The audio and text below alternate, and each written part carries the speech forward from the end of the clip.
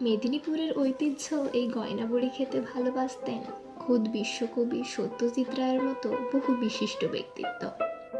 সালটা 1930।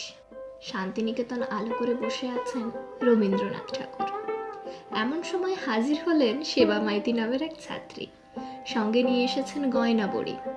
তার মা হিরণময়ী দেবী যত্ন করে বানিয়ে দিয়েছেন। খাবারের এমন বাহার থেকে তো রীতিমতো মুগ্ধ গুরুদেব।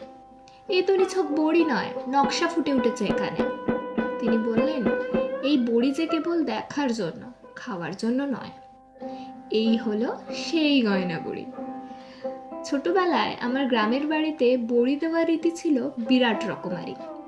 ঠাকুমা দিদামারা বড়ি দিতেন 10 কেজি 20 কেজি করে। বিউলির ডাল জলে ভিজিয়ে সেটা শিলনোড়াতে বেটে একদম মসৃণ পেস্ট তৈরি করা হয়। তারপর থালায় সাদা তিল বা পোস্ত ছড়িয়ে তার উপরে দেওয়া হয় এই বড়ি। মা ঠাকুমার অভ্যস্ত হাতের টানে মুহূর্তেই ডালের পেস্টটি পরিণত হয় গয়নার মতো সূক্ষ্ম নকশায়। ফুল পাতা শঙ্খ প্রতিটা বড়ির পিছনে থাকে এক একটা আলাদা গল্প।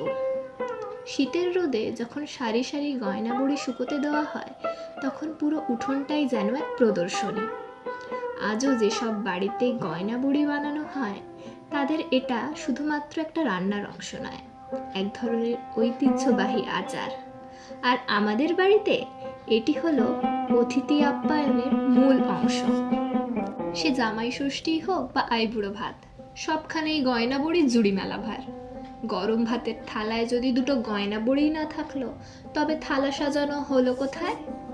সময়ের অভাবে তো এখন সেভাবে আর গ্রামের বাড়ি যাওয়া হয়ে ওঠে না। তাই এই শীতের প্রথম বড়িগুলো আমি, দিদামা আর ছোট বোনি মিলেই ছাদে দিলাম।